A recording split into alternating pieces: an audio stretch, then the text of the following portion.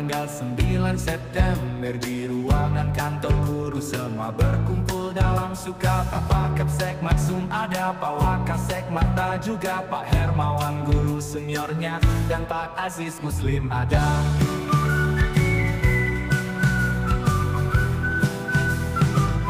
Guru muda Pak Fa asalnya, Pak Arif Rahman guru PJOK, Bu Siti Zainah Hadiro, dan bersama Bu Yusi Yulianingsih ada Bu Farah Devi dan Bu Lilis Rismaya, Bu Rifko Saadah dan juga Bu Sidiko Barokah.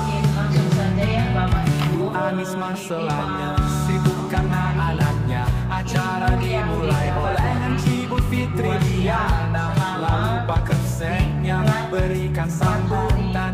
Seterusnya acara diisi oleh puasnya dan sesitanya jawabnya. Bersama Ibu Wasiah kita tingkatkan kualitas diseminasi pelatihan, jadi bekal kita semua di sekolah tercinta. Kita jadi lebih paham, membantu setiap anak mencapai mimpi dan harapan. Dengan semangat dan dedikasi kita wujudkan cita-cita. Bimbingan dan konseling jadi kunci untuk masa depan yang lebih cerah.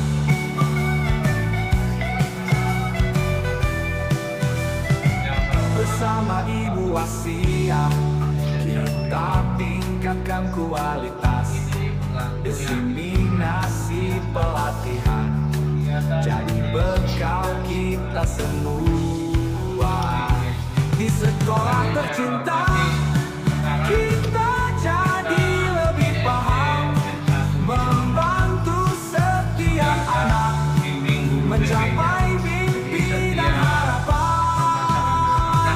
Di SD Negeri 1 Winong semangat akan padam, dengan pelatihan ini kita maju bersama. Ibu Wasiah terima kasih atas bimbingannya, kami siap melangkah menuju masa depan yang cerah.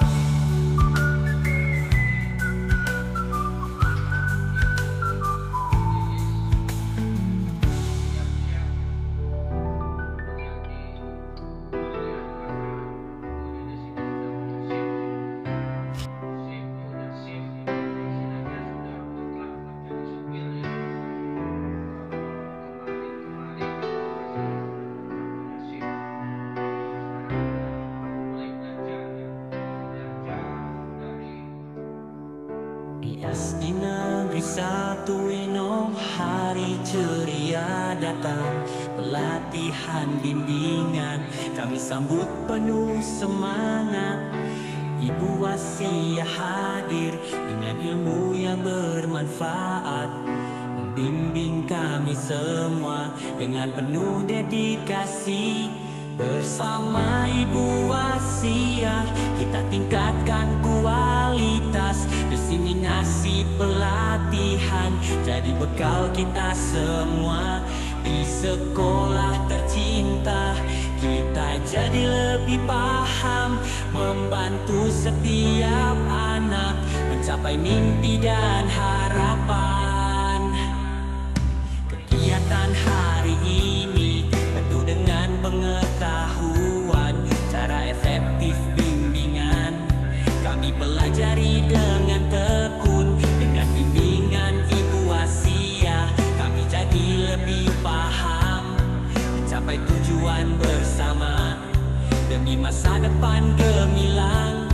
Bersama Ibu Wasiah terima kasih atas sambutannya Bapak Kepala Sekolah SDN 1. Mungkin langsung saja ya Bapak Ibu tentang diseminasi bimbingan konseling yang didapat dari Ibu Wasiah kepada kapten narasumber di sini. Dipersilakan. Assalamualaikum warahmatullahi wabarakatuh.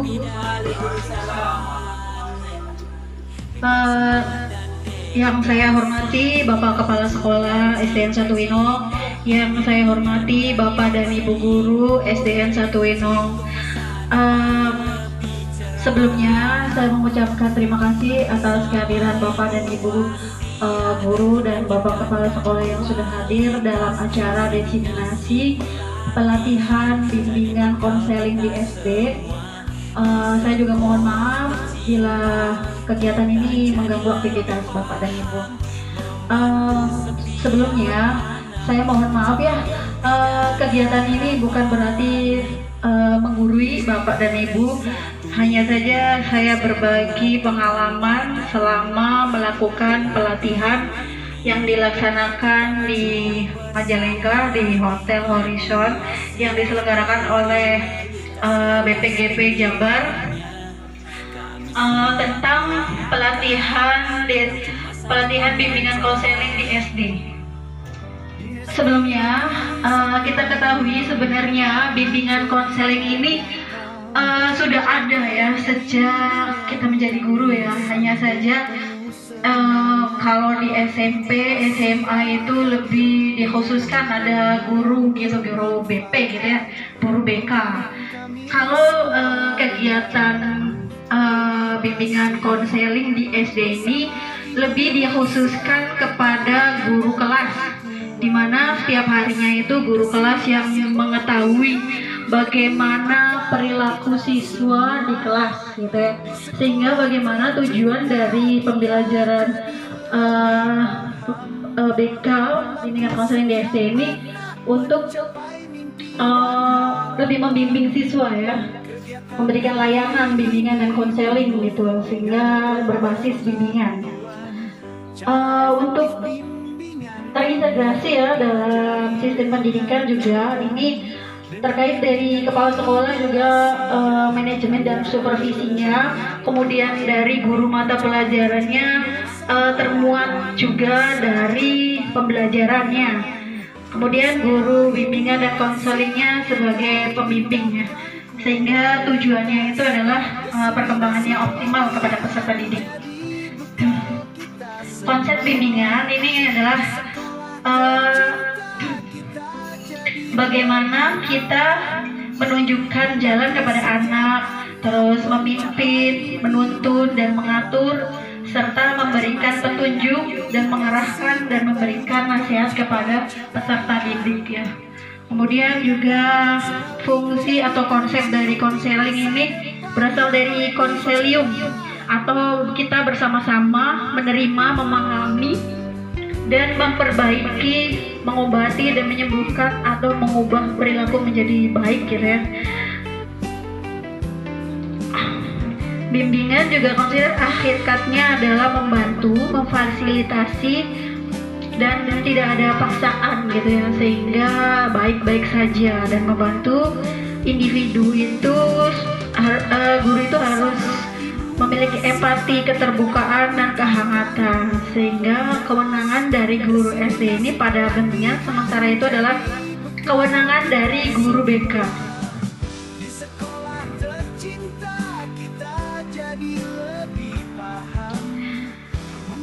Pembelajaran berbasis bimbingan. Pembelajaran berbasis bimbingan ini adalah membantu peserta didik mencapai kemandirian dan dapat mengambil keputusan. Nah, di sini juga mensisipkan bimbingan itu dari segi asesmen kebutuhan dan menciptakan suasana pembelajaran yang berpusat pada siswa, berbagai aspek belajar. Ciri-ciri pembelajaran berbasis bimbingan.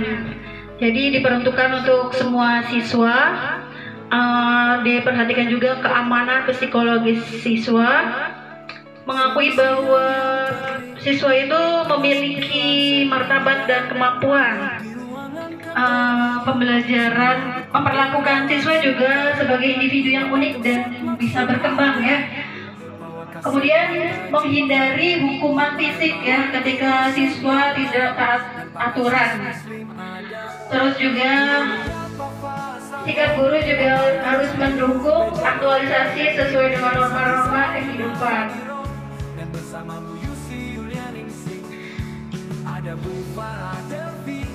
Fasilitasi konsep layanan BK di sekolah dasar, Visi dari pendidikan di Indonesia itu mewujudkan kepribadian yang terciptanya pelajar Pancasila, yaitu pelajaran Pancasila ya. Ada berapa Bapak Ibu? Pelajar Pancasila. Profil pelajar Pancasila. Bisa dilihat ya. Beriman dan bertakwa kepada Tuhan Yang Maha Esa dan berakhlak mulia, mandiri, bernalar kritis, berkebinaan global, bergotong royong dan kreatif, yang itu visi dari pendidikan di Indonesia. Adapun indikator terjadinya transformasi sesat pendidikan adalah lihat dari tumbuh kembang murid, lalu juga refleksi ini berbasis data, jadi sesuai dengan data. Kemudian literasi dan numerasi dan karakter, kemudian belajar yang aman, nyaman dan menyenangkan, inklusif dan menerima berbagai bentuk keragaman. Terus juga kita bermitra dengan orang tua murid. Kemudian karakteristik dari peserta didik di SD ini memiliki berbagai karakteristik ya, terutama dari aspek fisik motoriknya, aspek kognitifnya, sosial, emosional, moral, dan religius.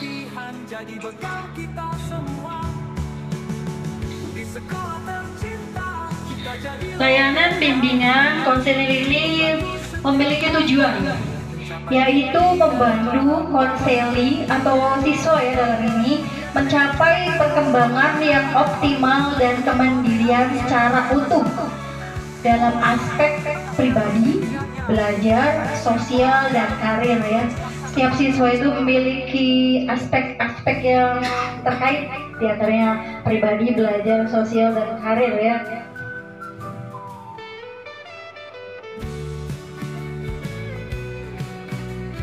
Adapun tujuan jangka pendek membantu peserta didik mencapai perkembangan yang optimal dan kemandirian secara utuh, baik pribadi, belajar, sosial, dan karir. Sedangkan jangka panjangnya itu bertujuan untuk mewujudkan peserta didik menjadi pembelajar sepanjang hayat, kompeten, berkarakter, dan berperilaku sesuai dengan nilai-nilai Pancasila, profil pelajar Pancasila.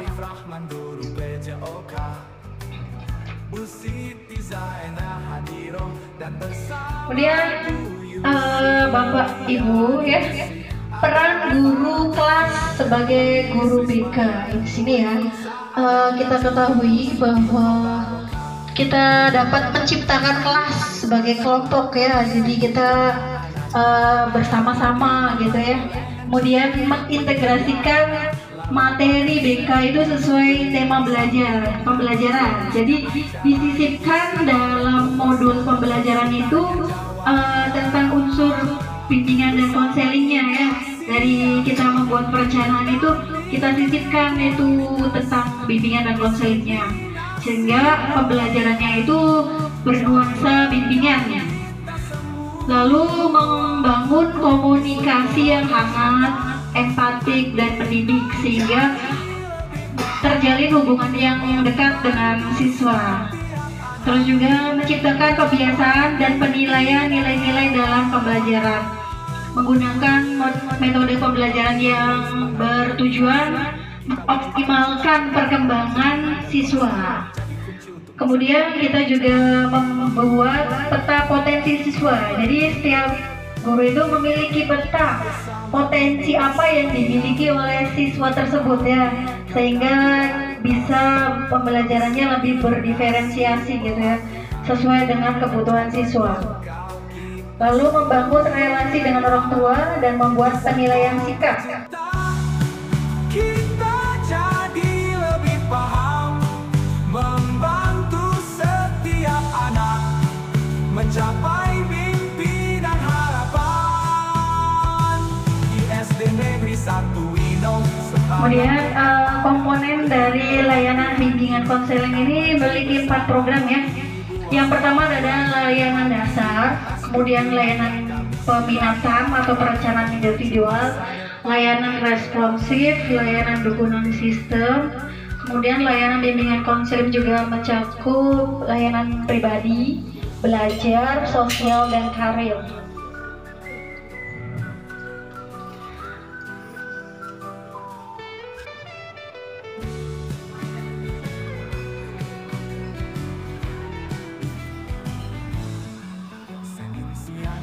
Kemudian dari bimbingan konseling juga kita harus mengetahui asesmen dalam bimbingan dan konseling, sehingga sebuah proses yang digunakan untuk menilai kondisi, kebutuhan, dan masalah konseling atau siswa membutuhkan bantuan dari konselor. Jadi saat kita masuk ke dalam kelas ya Bapak Ibu, itu sebelumnya kan ada asesmen ya, asesmen untuk mengetahui sejauh mana kemampuan dari siswa itu, apakah memerlukan bantuan terkait materi pembelajaran atau bantuan sosial atau bantuan pribadi, itu dari asesmen awal ya. Jadi sebelum pembelajaran itu biasanya kita menggunakan asesmen awal untuk mengetahui tingkat hambatan atau yang dibutuhkan oleh siswa tersebut ya, sehingga ada data atau suatu bukti ya, apakah siswa itu memerlukan bantuan gitu.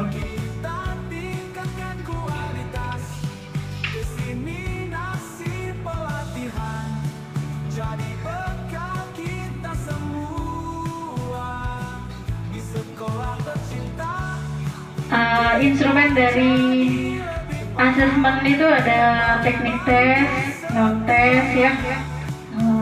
Kemudian kita juga harus mengetahui pentingnya pemetaan kebutuhan peserta didik. Jadi dari tes tersebut kita bisa memetakan kebutuhan apa yang diperlukan oleh peserta didik ya, sehingga perlu juga untuk memetakannya. Jadi kita harus bisa misalkan mengelompokkan anak yang sudah bisa baca dengan anak yang sudah bisa baca, kemudian yang belumnya, sehingga kita tahu ya kebutuhan apa yang perlu kita lakukan untuk membantu para siswa.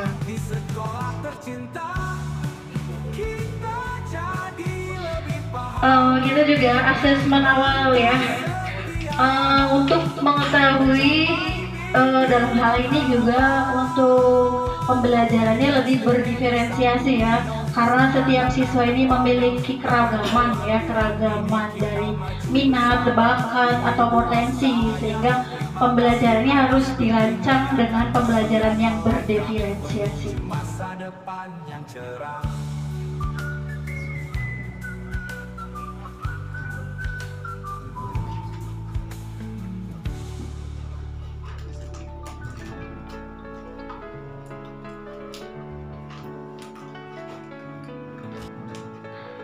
Untuk selanjutnya yaitu pendampingan peserta didik berbasis asesmen awal.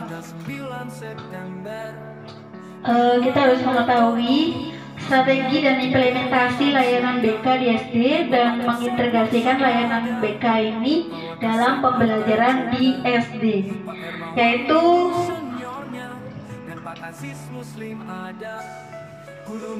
kita lihat dari konsep kurikulum sendiri ya, sebagai transformasi kebijakan Merdeka Belajar mengedepankan pendekatan yang berpusat pada minat, bakat, dan kemampuan serta didik dalam pembelajaran. Nah, kita tahu ya, apa perbedaan bimbingan dan konseling? Bapak dan Ibu barangkali sudah terdengar ya, apa itu bimbingan dan apa itu konseling ya. Kita bisa ketahui ya, yang pertama bimbingan itu langsung dan tidak langsung, ada yang langsung. Kalau konseling lebih ke langsung ya. Kemudian kalau bimbingan ada yang preventif sebelumnya, kuratif, dan preservatif. Tadi dari awal ya bimbingan tuh. Kalau konseling lebih ke kuratif pada saat itu. Kemudian bimbingan lebih individu dan kelompok, itu juga konseling juga ada individu dan kelompok. Lalu bimbingan itu tidak harus ada konselor. Kalau yang konseling itu harus yang profesional. Prinsip bimbingan konseling di SD. Bimbingan merupakan proses yang menyatu dalam semua kegiatan pendidikan. Kemudian bimbingan juga harus berpusat pada anak yang dibimbing. Kemudian kegiatan bimbingan juga mencakup kemampuan perkembangan individu. Layanan bimbingan juga harus secara berkelanjutan ya, sehingga menjaga kerahasiaan data anak yang dibimbing. Kemudian menggunakan pendekatan yang tepat sesuai dengan pribadi anak yang dibimbing. Kemudian kolaborasi dengan pihak lain dalam pelaksanaan layanan BK. Kita tingkatkan kualitas, diseminasi pelatihan jadi bekal kita semua. Di sekolah tercinta kita jadi lebih paham, membantu setiap anak mencapai mimpi dan harapan. Siklus layanan dalam bimbingan konseling ya. Yang pertama adalah pemetaan kebutuhan. Setelah kita memetakan, kemudian kita menganalisis kebutuhan apa yang diperlukan. Kemudian kita rencanakan layanan apa yang diperlukan. Kita rencanakan, kemudian pelaksanaan dari program kegiatan, melaksanakan dari yang sudah direncanakan ya. Kemudian evaluasi dan refleksi dari program yang kita laksanakan. Itu adalah alur atau siklus layanan bimbingan dan konseling. Pak Kapsek Maksum ada, Pak Wakasek Marta juga, Pak Hermawan guru seniornya, dan Pak Aziz Muslim ada. Guru muda Pak Fasalnya, Pak Arif Rahman guru PJOK, Bu Siti Zaina Hadiro, dan bersama Bu Yusi Yulianingsih. Ada Bu Farah Devi dan Bu Lilis Rismaya, Bu Rifkosa ada, dan juga Bu Sidi Kodaroka.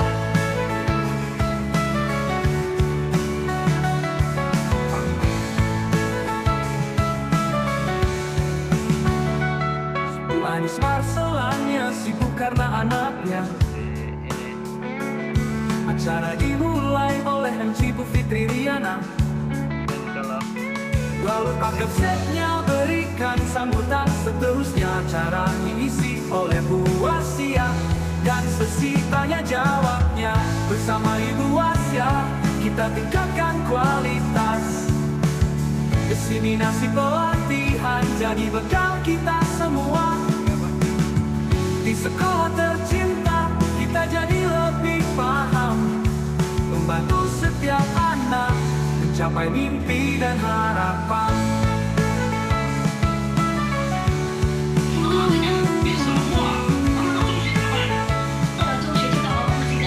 Dengan semangat dan dedikasi kita wujudkan cita-cita. Bimbingan dan konseling jadi kunci untuk masa depan yang lebih cerah.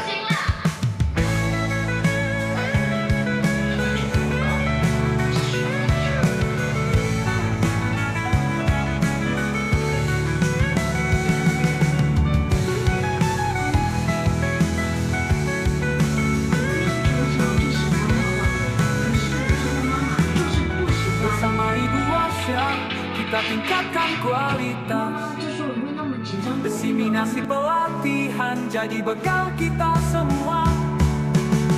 Di sekolah tercinta kita jadi lebih paham, membantu setiap anak mencapai mimpi dan harapan. SD Negeri 1 Minus semangat tangan saya. Dengan pelatihan ini kita maju bersama. Ibu Wasaya, terima kasih atas bimbingannya. Kami siap melangkah masa depan yang cerah.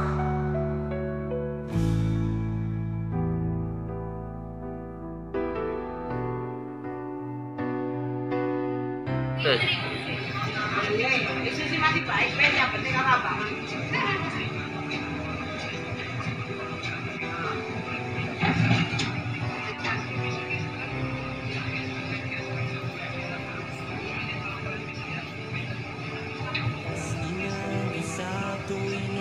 Waduh,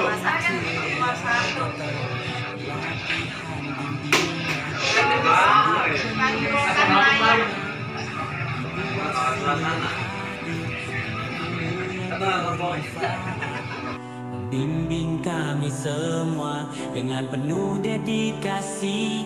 Bersama Ibu Wasiah kita tingkatkan kualitas diseminasi pelatihan, jadi bekal kita semua di sekolah tercinta. Kita jadi lebih paham, membantu setiap anak mencapai mimpi dan harapan. Kegiatan hari ini tentu dengan pengetahuan cara efektif bimbingan.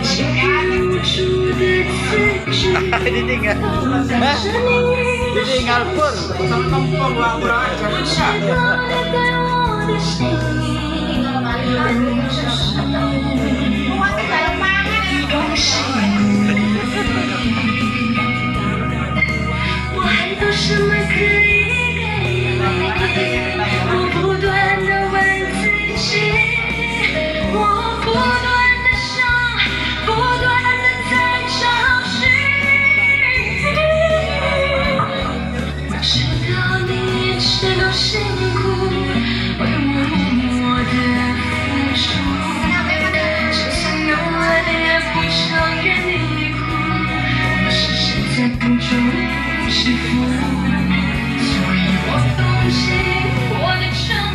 Bersama Ibu Wasiah kita tingkatkan kualitas diseminasi pelatihan, jadi bekal kita semua di sekolah tercinta.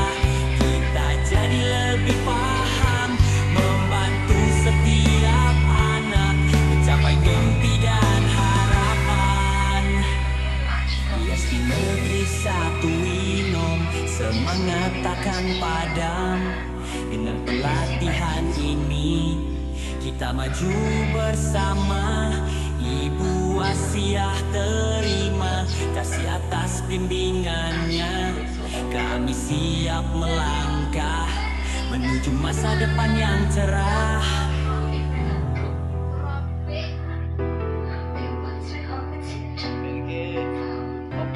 ekspresi papangan.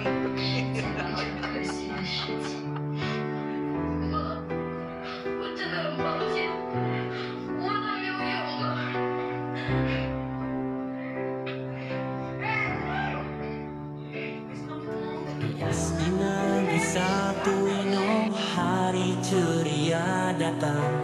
Pelatihan bimbingan kami sambut penuh semangat.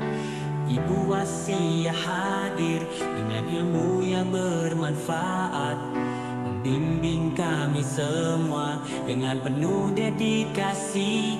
Bersama Ibu Wasiah kita tingkatkan kualitas diseminasi pelatihan, jadi bekal kita semua di sekolah tercinta. Kita jadi lebih paham, membantu setiap anak mencapai mimpi dan harapan.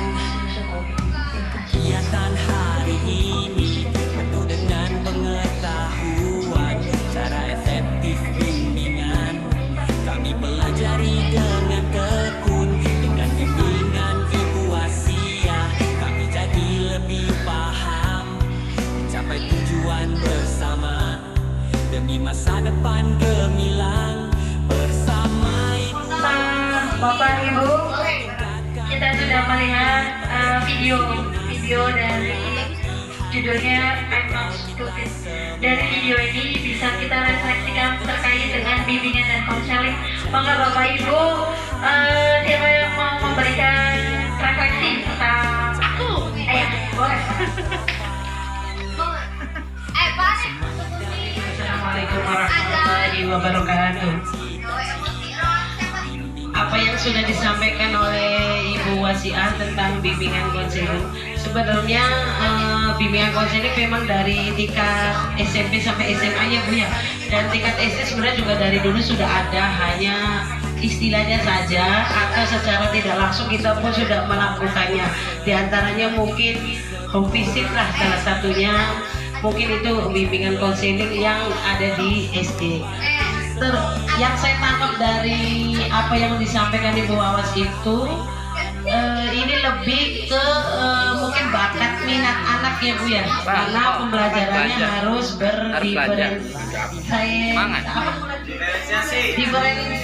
diferent ya, pokoknya intinya different itu dari kata bahasa Inggris sebenarnya berbeda. Jadi dengan karakter anak yang berbeda, bakatnya berbeda, tujuannya berbeda dari kita di kelas, jadi guru itu dituntut anak paham bakatnya di mana, minatnya di mana. Jadi juga kita sudah melihat di kelas, walaupun bakat anak tidak di matematika tapi pintar menggambar, nggak di matematika, nggak di menggambar, anak kan bakatnya tidur, mungkin dari tidur bisa bermimpi atau apa ya untuk mengkreativitaskan anak tersebut.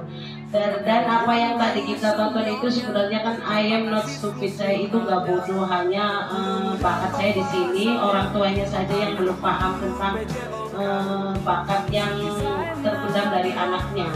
Kalau orang tua memahami, pastilah dari kekurangan kita atau kekurangan anak yang belum paham matematika, dari kelebihannya keterampilan menggambar atau mewarnai, jadinya kan lebih lebih fokus anak kita bakatnya menggambar. Ternyata gurunya lebih paham tentang bakat anak didiknya. Harusnya yang lebih paham itu orang tua ya, kita yang mengandung, kita yang melahirkan, kita yang membesarkan, harusnya lebih paham kan dengan bakat anak. Tapi guru memang dituntut harus paham tentang karakter anak, sifat anak, terus keinginan, bakatnya.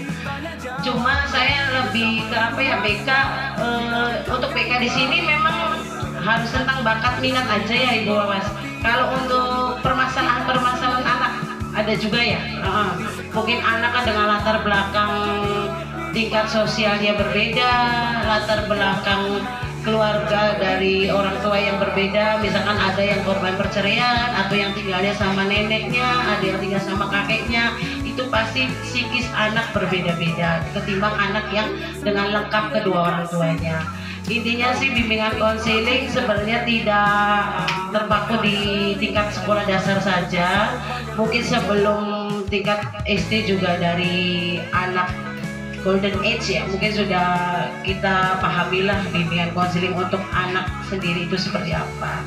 Mungkin itu saja, terima kasih. Wassalamualaikum warahmatullahi wabarakatuh. Terima kasih Ibu Fitri yang telah merefleksikan juga ya dari bimbingan konseling di SD. Bu Fitri, jadi bimbingan konseling di SD juga termuat juga profil siswa ya. Profil siswa ini kita juga melaksanakan ya sebelum pembelajaran, bagaimana asal usul siswa, bagaimana orang tuanya, bagaimana di rumah, bagaimana dari segi pembelajaran di rumah, dan sampai detail lah, itu namanya profil siswa ya. Kemudian dari pembelajarannya berarti belajar itu jadi asesmen siswanya juga, asesmen diagnosis ya namanya, berarti sebelum pembelajaran kemampuan anak itu sampai mana gitu, sehingga pas pembelajaran itu kita bisa menentukan metode pembelajaran yang tepat untuk siswa gitu. Kemudian siapa lagi yang bisa merefleksikan pembelajaran atau pelatihan saat ini ya? Assalamualaikum warahmatullahi wabarakatuh. Waalaikumsalam warahmatullahi wabarakatuh. Menyambung dari apa yang dikatakan oleh Ibu Fitri ya, bahwa anak itu kan tingkat kecerdasannya berbeda-beda ya. Ada mungkin anak yang pintar di matematika tapi belum tentu dia pintar di olahraga. Ada anak yang pintar di olahraga belum tentu pintar di matematika. Jadi kadang orang tua sama guru juga harusnya sih berkolaborasi gitu ya, saling tanya, saling komunikasi. Guru juga kalau bisa harus bercerita ke orang tuanya bahwa walaupun anak ini tidak berbakat di pelajaran ini, tapi ada bakat lain, apakah di olahraganya atau di gambar, di yang lainnya lah gitu ya. Karena kan tingkat kecerdasan orang kan tentu berbeda-beda.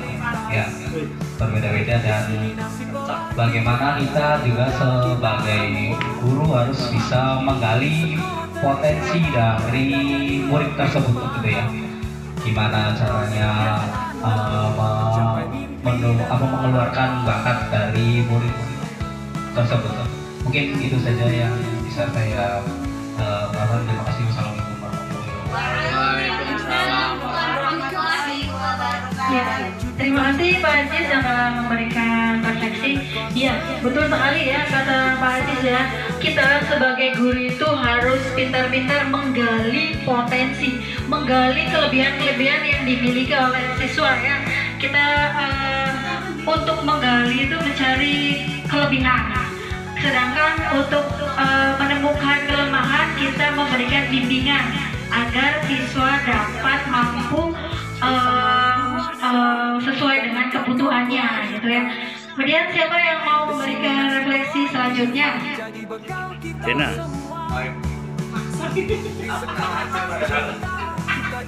Assalamualaikum warahmatullahi wabarakatuh. Sebelumnya terima kasih untuk Ibu Asiah yang telah tiba-tiba ada mic di depan. Iya, betul sekali. Saya hanya melengkapi sedikit saja karena sudah dipaparkan jelas oleh kantor sebelumnya tentang video yang tadi saya lihat dengan teman-teman rekan-rekan guru di sini. Menurut pendapat saya itu ya makanya kan sudah diwakilkan oleh Pak Ajis, Ibu, tentang bakat siswa yang berbeda-beda. Sebenarnya saya jadi ingat dulu saya nggak bisa matematika, malah di lesinya matematika Pak. Padahal saya sukanya bahasa asing sebenarnya Pak. Cuma entah kenapa malah lesnya matematika yang nggak saya sukai. Tapi ya nggak apa-apa lah. Sedikit teringat. Sebenarnya kemampuan siswa kan berbeda-beda. Ada yang pintar matematika tapi kurang bisa di bahasa asing misalkan. Tapi entah kenapa orang tua kebanyakan malah ngelesinya yang kurang ya Pak. Contohnya misalkan saya dulu nggak bisa matematika tapi sukanya belajar bahasa asing.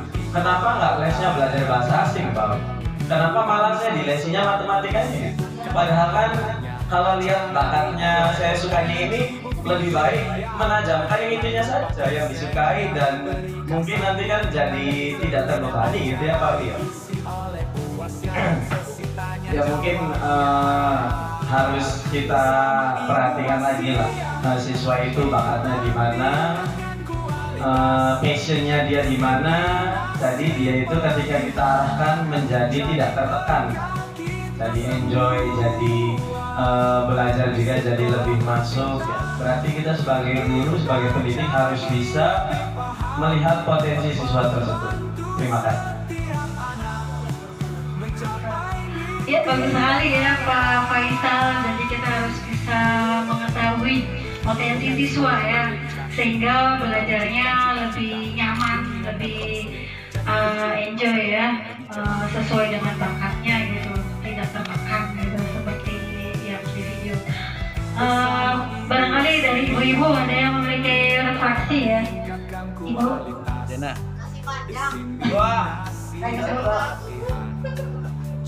Dari sisi agama gimana? Loh, Ibu Rifka sisi agama. Boleh tidak tuh? Tidak, assalamualaikum. Mau bisa jadi Iya, udah diwakilin semua.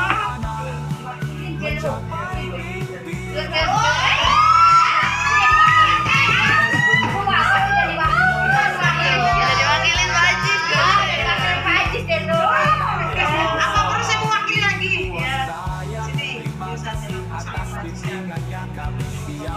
Kameranya udah masuk sini.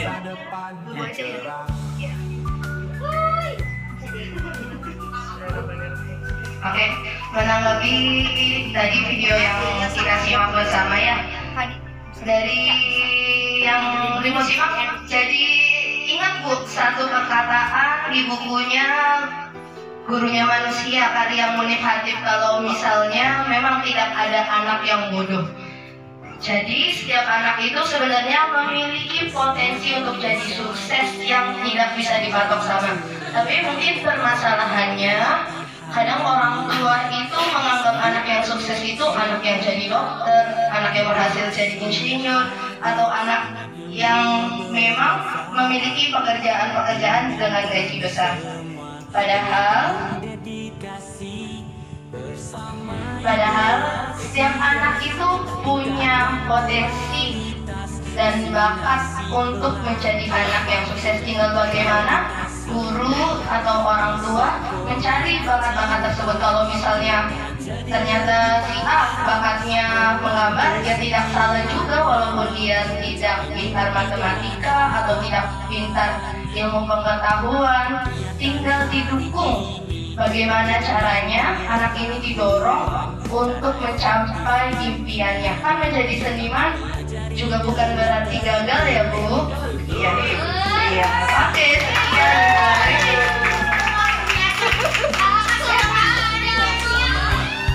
Demi masa depan gemilang bersama Ibu Wasiah, kita tingkatkan kualitas diseminasi pelatihan, jadi bekal kita semua di sekolah tercinta.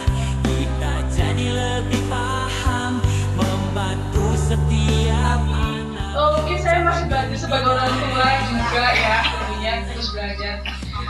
Sebisa mungkin sih kita ciptakan memori ke anakku yang baik-baik ya. Apa dari kecil kan, dari dia lah sampai dia besar, sampai dia, kita harus ciptakan memori yang baik-baik, yang manis-manis, karena anak pasti akan mengingat dari kecil sampai dia besar. Ya itu sih dari video ya yang saya ciptakan memori yang manis, yang penuh cinta dari orang tuanya. Begitu ibu-ibu. Terima kasih. Ciptakan dia.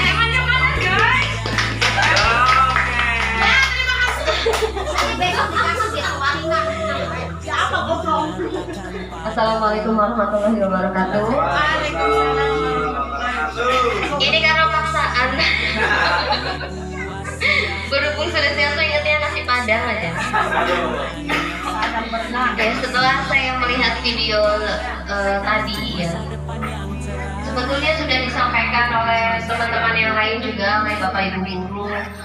Pendapatnya luar biasa sekali, betul. Itu sangat-sangat terrealisasikan. Belum terrealisasikan sih, belum sebetulnya. Tapi banyak sekali orang tua itu pikirannya mendidik anak itu gampang tanpa ada ilmu. Banyak sekali orang tua yang berpikiran seperti itu. Apalagi notabene itu di perkampungan ya. Ini bukan menyalahkan orang kampung atau orang perkotaan ya, bukan. Cuma karena saya tinggalnya di kampung, saya lihat itu di sekeliling saya itu, lingkungan saya banyak sekali orang tua yang lebih menyalahkan ke anak karena anaknya belum bisa membaca. Itu banyak sekali nih, banyak sekali. Anak itu dijor terus harus bisa membaca dan harus bisa ini, harus bisa itu, semaunya orang tua, sehingga anak yang dipaksa oleh orang tua itu mengekspresikan dirinya, akhirnya ya mengekspresikan dirinya, dan di sekolah bukan di rumah mengekspresikan dirinya. Akibatnya ulah orang tua yang menentang anaknya, yang memaksakan anaknya untuk apa yang harus diharapkan oleh orang tua, akhirnya menentang di sekolah. Menurut saya sebagai orang tua ya, betul sekali yang sudah dikatakan oleh Bu Sidiko yang cantik jelita. Jadi kita harus membuat anak itu senang dulu, nyaman dulu terhadap orang tua. Karena pendidikan pertama anak itu adalah orang tua, bukan guru. Pendidikan pertama itu ada di orang tua, dan golden age-nya itu ada di umur anak-anak. Betul sekali, umur anak-anak nih.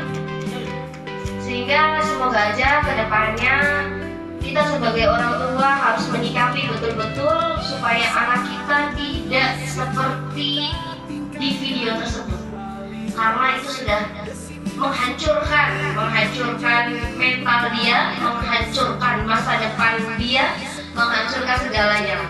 Karena anak seusia anak-anak seperti itu tuh selalu terekam di memorinya. Saya juga pernah menjadi anak-anak dan saya juga sebagai korbannya, mungkin korbannya. Itu terekam jelas di memori saya itu seperti itu. Ditekan dan tertekan. Ya, betul sekali. Contohnya saya itu dulunya Bapak Ibu tidak ada niatan untuk menjadi guru. Karena saya itu hobinya itu awal itu saya hobi sekali kayak membuat rumah-rumahan. Ya, antara saya itu bercita-cita antara menjadi arsitek atau menjadi dokter. Pertama itu saya mendalami itu dokter dulu dari PMR dulu waktu SMP. Ternyata waktu SMA saya itu harus di multimedia yang daftar orang tua, bukan saya sendiri. Dan itu tuh saya sampai sakit. Saya berarti korban kayak ini. Saya sampai sakit Bapak Ibu, betul. Itu karena paksaan. Udah gitu lagi saya kuliah didaftarkan lagi. Tidak semau saya. Padahal saya mendapat beasiswa di Universitas Kuningan itu nakes, kalau sekarangnya ya keluarannya nakes di kesehatan. Tapi beasiswanya saya tolak karena harus menuruti kemauan orang tua saya untuk menjadi seorang guru. Tapi apalah daya, pada saat itu saya hanya menurut saja. Iya, betul sekali. Tapi sebetulnya memang bagus orang tua menyuruh seperti itu, tapi tidak sepenuhnya bagus ya. Kita tanyakan dulu, harus berargumentasi dengan anak. Kamu maunya seperti apa? Minatnya bagaimana? Maunya ke apa? Kalaupun orang tua punya alasan yang bagus, kamu kesini saja tanyakan dulu. Jangan langsung anakku kamu harus menjadi dokter. Apa kamu jadi dokter? Coret sih kakak. Itu bahaya sekali itu. Awas tuh. aja tuh kakak. Saya sebagai korban itu, Masya Allah, itu terekam jelas di otak saya, di memori saya sampai saat ini. Saya berumur 28 tahun ya, masih terekam jelas. Jadi betul sekali apa yang dikatakan Ibu Sidiko, harus ada memori-memori yang indah. Betul sekali ya. Harus ada sikap dari peran orang tua, itu sangat penting ya. Bukan dari guru, tapi ada dari guru, tapi hanya berapa persen yang sepenuhnya itu ke orang tua. Ini sangat penting sekali. Terima kasih Bu Awas, ilmunya Masya Allah luar biasa, tabarakallah. Semoga nanti bisa ditularkan dari guru ke orang tua.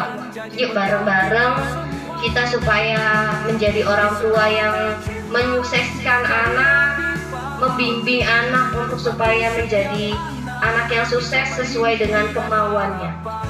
Terima kasih. Wassalamualaikum warahmatullahi wabarakatuh.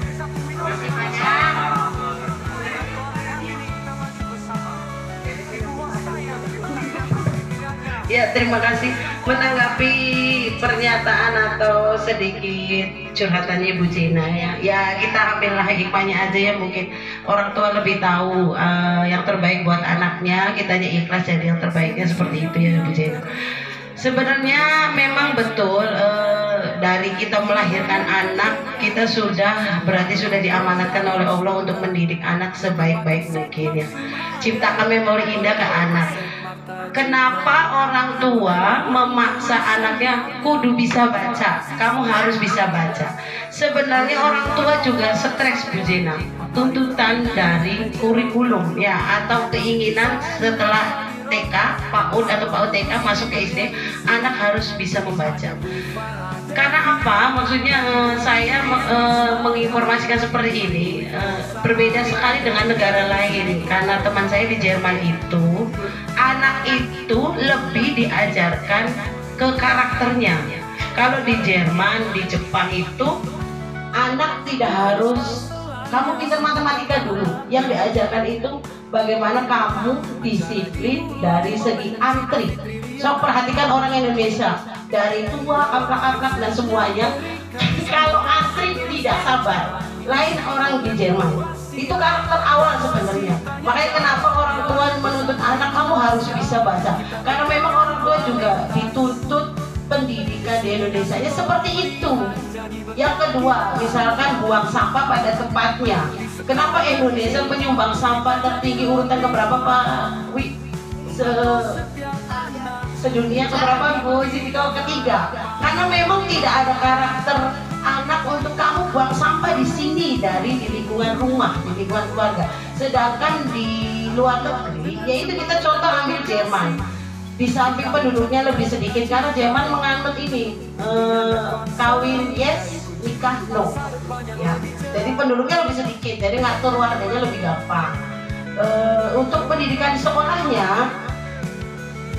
pendidikan kurikulum di Indonesia itu menuntut satu otak anak bisa matematika, bisa keterampilan, bisa jadi nyai, bisa ngaji, bisa ini. Otak anak itu kan panas Pak. Lain hanya di luar negeri. Anak bakatnya di seni ya kita tuangkan semua di seni. Gurunya khusus ke seni. Anak bakatnya di akademiknya matematika. Ya sudah sekolahnya matematika saja. Ini informasi akurat dari teman saya yang ngambil sekolah di sana atau lebih hidup di sana dan pendidikan di sana. Kalau di Indonesia kan terlalu banyak tuntutan, seolah-olah kayak kelinci percobanya kita ya Bu Awas ya. Dari kita KTSP 2006 sampai sekarang kurikulum merdeka, sebenarnya belum tuntas sekali. Nah makanya kenapa orang tua menuntut anaknya kayak TK, PAUD, anak itu jangan dipaksa membaca. Iya harus yang seneng-seneng, yang bahagia ya Bu Sidiko. Tapi ketika mendaftar sekolah pasti pertanyaannya kan sudah bisa baca belum? Daftar ke sekolah SD kan pasti bisa baca belum?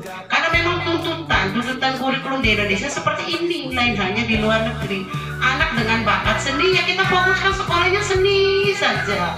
Kalau kita bakatnya di bahasa ya sekolahnya bahasa saja. Kalau di Indonesia kan ya seperti itu, kita dituntut Pentiumnya benar-benar Pentium kelas berat, kelas kakap, harus anak-anak itu ya pintar segala-galanya. Jadi mungkin itu sih Bu Zena ya, karena memang tuntutan juga kita sebagai pendidik, sebagai orang tua di rumah, kadang tuh dilema, kadang apa ya, dilema, stres juga, kadang panik juga. Ketika kita lagi mendidik anak, jangan diajarin baca dulu, anak harus bahagia. Tapi ketika jatuh di lingkungan sekolah, masa anaknya guru baik kok durung bisa baca. Seperti itu kan. Pengalaman saya sendiri, saya dari PAUD, anak saya mengikut saya. Masa anaknya guru tidak tiga besar, oli ranking pira Bu Binti, padahal saya menanamkan anak itu ranking hanya bonus, hanya reward. Terlebih saya menanamkan karakter ke anak untuk sopan sama guru, jangan bicara lebih kasar, lebih keras kepada guru, apalagi sama orang tua, itu yang terpenting. Buat apa mendapat ranking 1, 2, 3 tapi karakter dan akhlaknya tidak mendukung dengan prestasinya, seperti itu. Jadi Bapak Ibu guru, khususnya saya pribadi mah terlebih ada wali kelasnya ya Bu Zena. Kalau anak saya tidak mendapat ranking tidak apa-apa, daripada dapat ranking 1 tapi songong sama Ibu Zena, saya malu sebenarnya, beban moral. Mungkin itu saja, terima kasih. Wassalamualaikum warahmatullahi wabarakatuh. Refleksi dan perhatiannya ya. Jadi pembelajaran bimbingan konseling DC ini sangat penting ya untuk kita laksanakan, dari perencanaan, kemudian pelaksanaan dan refleksinya. Semoga pembelajaran bimbingan konseling DC ini dapat kita laksanakan dengan baik dan dapat menggali potensi-potensi siswa untuk lebih berkembang sesuai dengan potensinya yang dimilikinya. Demikian acara pelatihan bimbingan konseling DSD. Saya mohon maaf bila ada kesalahan dari awal dan akhir. Semoga bermanfaat untuk kita semua. Wabillahi taufiq wal hidayah. Wassalamualaikum warahmatullahi wabarakatuh.